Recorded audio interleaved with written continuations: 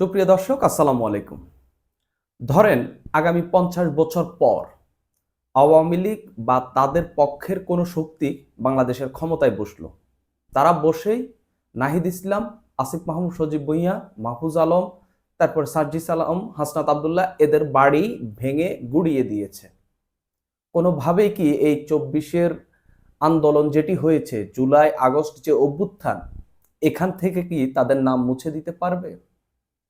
ঠিক একইভাবে বঙ্গবন্ধু শেখ মুজিবুর রহমানের ৩২ নম্বর বাড়ি পুড়িয়ে ভাঙচুর করে ধ্বংসস্তূপে পরিণত করে দিয়ে কোনোভাবেই কি বাংলাদেশের স্বাধীনতা যুদ্ধের ইতিহাস, বাংলাদেশের স্বাধীনতার জন্য যে তিনি যা যা করেছেন, এখান থেকে কি তাকে মুছে দিতে পারবেন? দেশের এত পরিমাণ মানুষ যে তাকে পছন্দ করেন, ভালোবাসেন, তার বাংলাদেশের জন্য তার অবদানের জন্য, তা সেখান থেকে কি তাকে সরিয়ে নিতে পারবেন? জ্বালিয়ে আপনি তার বাড়িটা পুড়িয়ে দিতে পারেন, তার বাড়িটাকে মানে একেবারে ধ্বংসস্তূপ করে দিতে পারেন, কিন্তু মানুষের মনে যে স্মৃতি তাকে নিয়ে আছে, যেই তার যেই ছবিটা মানুষের মনে ঝুলছে, সেটা কি কখনো কোনো দিনও কি সেটা ভাঙচুর করতে পারবেন? মানুষের মনে আগুন জ্বালাবেন কি করে? কখনোই কি কারো বাড়ি, কারো ঘর, কারো স্মৃতিস্তম্ভ, কারো কবরে হামলা করে কি কখনো কি তাকে ইতিহাস থেকে মুছে ফেলা যায়? এখন কেন হঠাৎ করে বঙ্গবন্ধু শেখ মুজিবুর রহমানের বাড়িতে হামলা? শেখ হাসিনা ফ্যাসিস্ট হয়ে উঠেছে, তার পতন অবধারিত ছিল, সেটি হয়েছে। বাংলাদেশের ছাত্র জনতার একটি তীব্র আন্দোলনের মুখে শেখ হাসিনার পতন হয়েছে। শেখ মুজিবকে এই যে একটা ধরেন আদালতে তোলা, মানে জনতার আদালতে, বা শেখ মুজিবকে একটা নেতিবাচক ক্যারেক্টার হিসেবে প্রতিস্থাপন করার পেছনে শেখ হাসিনার অন্যতম ভূমিকা রয়েছে বলে আমি মনে করি। কিন্তু ৫ আগস্ট শেখ হাসিনার পতনের এর ঠিক ৬ মাস পরে এভাবে হামলাটা আসলে কি বার্তা দেয়? এর পেছনে দায়টাকে নানান জনের স্ট্যাটাসের কথা বলতে পারেন, নানান কিছু বলতে পারেন, তবে আমি দায়টা দেখি সরকার। এই যে ঘোষণা দিয়ে বুলডোজার নিয়ে বঙ্গবন্ধু শেখ মুজিবুর রহমানের বাড়িতে হামলা করা হবে, ৩২ নম্বরে বাড়িতে হামলা করা হবে, সরকার কি এটা থামানোর বিন্দুমাত্র চেষ্টা করেছে? পরবর্তীতে সেনাবাহিনী পাঠানো হলো, কিন্তু সেখানে যখন মানুষজন এত পরিমাণ জড়ো হয়ে গেছে, তাদেরকে আর ঢুকতে দেওয়া হয়নি। কিন্তু সরকার কি কোনো চেষ্টা করেছিল? এই যে বঙ্গবন্ধুর বিরুদ্ধে যে ন্যারেটিভ, বঙ্গবন্ধুর শাসনামল নিয়ে তর্ক থাকতে পারে, বঙ্গবন্ধুর এই যে তার ৭২ থেকে ৭৫ পর্যন্ত সে দল তৈরির যে প্রক্রিয়া, বাকশাল তৈরির যে প্রক্রিয়ার মধ্যে গিয়েছিলেন, তার শাসনামল, তার সময়ে যে বিচার কাজ, মানুষের দেশের দুরবস্থা, এইসব নিয়ে বিভিন্ন কথাবার্তা থাকতে পারে, কিন্তু স্বাধীনতার যুদ্ধে যে তার যে অবদান, সেটা নিয়ে তো কোনো মানে কথা থাকার কথা নয়। সেটা নিয়ে মানে বা কোনোভাবে তো তাকে সেখান থেকে মুছে দেওয়া সম্ভব নয়। কিন্তু সরকার ক্ষমতায় বসার পর প্রথম যখন ১৫ই আগস্ট এলো, সরকার কি করলো?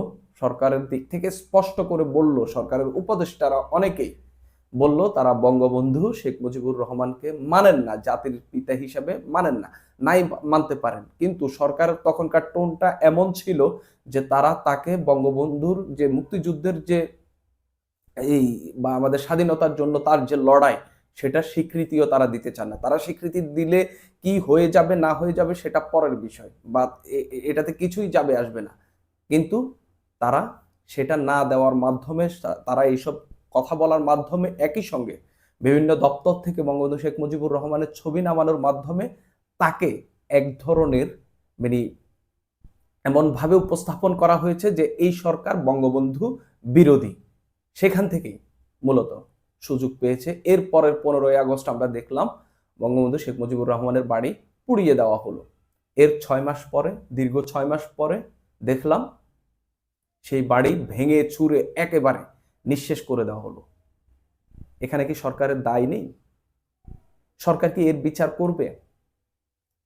মানে ধরেন আপনাদের কাছে যদি প্রশ্ন করি, আপনারা এর কি জবাব দেবেন? সরকার কি এর বিচার করবে? সরকার এর বিচার করতে পারবে না। কেন পারবে না? দেখেন, এই যে শেখ হাসিনার পতনের পর যেসব হত্যাকাণ্ড ঘটেছিল, তখন তো আওয়ামী লীগ ছিল না।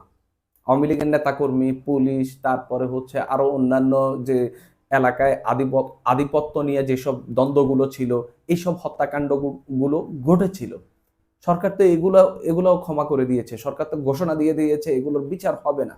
অর্থাৎ আওয়ামী লীগের উপর আঘাত বা শেখ হাসিনার সময়কার যারা সরকারি কর্মকর্তা বা যারা পুলিশ বাহিনীতে ছিলেন তাদের উপর আঘাতের বিচার এই সরকার করবে না। ঠিক একইভাবে বঙ্গবন্ধু শেখ মুজিবুর রহমানের বাড়িতে হামলার বিচারও তারা করবে না। এখন সরকারের অনেকেই হচ্ছে এটা নিয়ে বক্তব্য দিচ্ছেন। আমি একজন উপদেষ্টার বক্তব্য দেখলাম, তিনি বললেন যে এখন হচ্ছে ভাঙার সময় না, এখন গড়ার সময়। কিন্তু অনেক দেরি হয়ে গেছে। এখন আর এইসব বলে কোনোভাবেই এই বাড়িটি ফিরিয়ে আনা যাবে না আগের অবস্থায়। আগের অবস্থায় ফিরিয়ে আনলেও যে বঙ্গবন্ধুকে আসলে আবার নতুন করে পুনরুজ্জীবন দেওয়া হবে এমনটাও না। আবার এটা ভেঙেছেন, ওইখানে যদি আপনি খাল খনন করে সেটা ধানমন্ডি লেকের সঙ্গে যুক্তও করে দেন, বঙ্গবন্ধুকে বাংলাদেশের ইতিহাস থেকে মুছে ফেলা সম্ভব না। আওয়ামী লীগ এই যে ধরেন 5 আগস্ট যদি ধরেন বঙ্গবন্ধু শেখ মুজিবুর রহমানের বাড়িটি ভেঙে দেওয়া হইতো, ধরেন এটা গুড়িয়ে দেওয়া হইতো, একেবারে তছনছ করে দেওয়া হইতো, সেখানে পুকুর খনন করা হইতো, তবুও কি এই 6 মাস পরে শেখ হাসিনা কি এই ভাষণটি দিত না? বা এটা এটা সে কি তার নেতাকর্মীদের সঙ্গে কথা বলতো না? তাহলে কি কোনোভাবে কি এটার সঙ্গে রিলেভেন্ট করা যায়? আর শেখ হাসিনা যদি ভাষণ দিয়ে কি এমন কিছু করে ফেলতে পেরেছেন? তার ভাষণ কি বাংলাদেশের মানুষ গ্রহণ করেছে? বাংলাদেশের মানুষ তার কথা ঘৃণা ভরে প্রত্যাখ্যান করেছে। সে এত বাজে, এত উদ্ভট কথাবার্তা বলেছেন যে যে তার মধ্যে যে কোনো পরিবর্তন আসেনি, সেটা স্পষ্ট প্রমাণ এখানে দেখা গেছে। এরকম একটা সাইকো, এরকম একটা অগ্রহণযোগ্য নেতার অগ্রহণযোগ্য বক্তব্যের কারণে বাংলাদেশে আরো একটা মব সৃষ্টি করলেন। বাংলাদেশের মানুষকে দেখালেন যে হচ্ছে আপনারা চাইলেই যে কারো বাড়ি, যে কারো ঘর ভেঙে দিতে পারেন। এটা একেবারেই একেবারেই অগ্রহণযোগ্য, একেবারেই অপরাধমূলক কাজ হয়েছে, কিন্তু যার বিচার বাংলাদেশের সরকার করতে পারবে না। আদতে বাংলাদেশে কি কোনো সরকার রয়েছে যারা ঘোষণা দিয়ে একটা অপরাধমূলক কর্মকাণ্ড ঘোষণা দিয়ে করা হচ্ছে এরকম কর্মকাণ্ড বন্ধ করতে পারে না? সেই সরকার কি আদতে বাংলাদেশের মানুষের আর কোনো উপকার করতে পারবে? বাংলাদেশের মানুষের জন্য কি কল্যাণ নিয়ে আসতে পারবে? এরা তো এই যে যারা এই বঙ্গবন্ধু শেখ মুজিবুর রহমানের বাড়িতে হামলা করতে গেল, এদের কাছেই জিম্মি। এদের বিরুদ্ধে দাঁড়ানোর বা এদের বিরুদ্ধে ব্যবস্থা নেওয়ার, আইনি ব্যবস্থা নেওয়ার কোনো মানে ক্ষমতাই এই সরকারের নেই। এই সরকারের পুলিশের নেই বা অন্যান্য আইন শৃঙ্খলা রক্ষাকারী বাহিনীরও নেই। এটা একেবারেই এখন বাস্তবতা।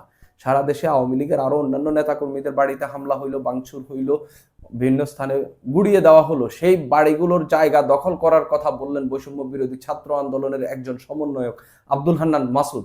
সেই বাড়ি যে সেই জায়গা দখলে নিয়ে তিনি বললেন যে হচ্ছে জুলাই আগস্ট আন্দোলনে যারা হতাহত হয়েছেন তাদেরকে পুনর্বাসন করার কথা। তিনি কি এক ধরনের দখলদারিত্বের কথা বললেন? অন্যের জায়গা দখলে নিয়ে নেওয়ার জন্য বললেন? এইসব কথাবার্তা, এইসব কর্মকাণ্ড কখনোই গ্রহণযোগ্য না। এই যে দেখেন, এখানে যে বঙ্গবন্ধু শেখ মুজিবুর রহমানের বাড়িটিতে হামলা করতে এলো, এখানে কতজন মানুষ এসেছে? 10,000, 15,000, 20,000? এরা কি বাংলাদেশের সারা মানুষের যত 18 কোটি মানুষ রয়েছে সবার রিপ্রেজেন্টেটিভ? না। এরা একটা নির্দিষ্ট গ্রুপ, যারা হচ্ছে এইসব কর্মকাণ্ডগুলো করছে, যারা বাংলাদেশের সব মানুষের রিপ্রেজেন্টেটিভ না। এই 6 মাস পরে বঙ্গবন্ধুর বাড়ি ভাঙচুর করা বা এটা পুড়িয়ে দেওয়ার কোনো প্রাসঙ্গিকতাই ছিল না। শেখ হাসিনা যদি তার ভাষণ আপনাদের বা তাকে রাজনীতি না করতে দেন সেটা অন্যভাবে। এখন পর্যন্ত এই শেখ হাসিনার পতনের পর বাংলাদেশের সরকার হোক, বাংলাদেশের এই যে অভ্যুত্থানকারী শক্তি হোক, তারা কি শেখ হাসিনার বিপক্ষে বা আওয়ামী লীগের বিপক্ষে কোনো ওই রকম স্ট্রং ন্যারেটিভ তৈরি করতে পেরেছে? বরঞ্চ বরঞ্চ আওয়ামী লীগ একটা ন্যারেটিভ তৈরি করতে পেরেছে যে তারা আগেই ভালো ছিল এবং এই সরকারের কোনো মানে সেরকম শক্তিই নেই যে হচ্ছে বাংলাদেশকে কন্ট্রোল করার। এই ন্যারেটিভ আওয়ামী লীগ তৈরি করতে পেরেছে। কিন্তু আওয়ামী লীগের এইসব ন্যারেটিভের বিরুদ্ধে অভ্যুত্থানের পক্ষের শক্তি বলেন, সরকার বলেন, কোনো কাউন্টার ন্যারেটিভ তৈরি করতে পারতেছে না। কেন পারতেছে না? কারণ সরকার নিজেই এতটা দুর্বল যে আসলে তারা আর মানুষের বিশ্বাসের জায়গায় নেই। অভ্যুত্থান যারা করেছেন তাদের এমন কর্মকাণ্ড, এমন মব করতেছেন তারা, মানুষ আর তাদেরকে পছন্দ করতেছেন না। প্রতিদিনই কোনো না কোনো আন্দোলন হচ্ছে, প্রতিদিনই কোনো না কিছু হচ্ছে, ঢাকায় যানজট লেগে যাচ্ছে, সারা দেশে সড়ক অবরোধ করে মানুষের চলাচলে বিঘ্ন ঘটানো হচ্ছে।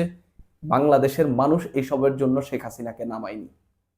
এইসব দেখার জন্য, এইসব ঘটনার সাক্ষী হওয়ার জন্য, এইসব ভোগার জন্য বাংলাদেশের মানুষ শেখ হাসিনাকে নামায়নি। শান্তির জন্য, একটি সুন্দর নির্বাচনের জন্য, বাংলাদেশের মানুষ কম দামে একটু পণ্য কিনবে, যারা অল্প আয় করেন তারা একটু সুখে থাকার চেষ্টা করবেন, এসবের জন্য শেখ হাসিনাকে নামিয়েছেন, গণতন্ত্রের জন্য নামিয়েছেন। কিন্তু রাস্তা বন্ধ করে দেওয়াটাও একটা অগণতান্ত্রিক প্রক্রিয়া। আপনি এই যে ঘোষণা দিয়ে আরেকজনের বাড়ি ভাঙচুর করবেন, এটা একটা অগণতান্ত্রিক প্রক্রিয়া, এটা একটা ফ্যাসিস্ট আচরণ। এই ফ্যাসিস্ট আচরণের কি বিচার হবে? সরকারের কাছে আমার প্রশ্ন, কিন্তু এই প্রশ্নের উত্তর আমার জানা আছে, তারা বিচার করতে পারবে না। কেন পারবে না? কারণ তারা এই শক্তিকে ভয় পায়। সুপ্রিয় দর্শক, আজ এই পর্যন্তই।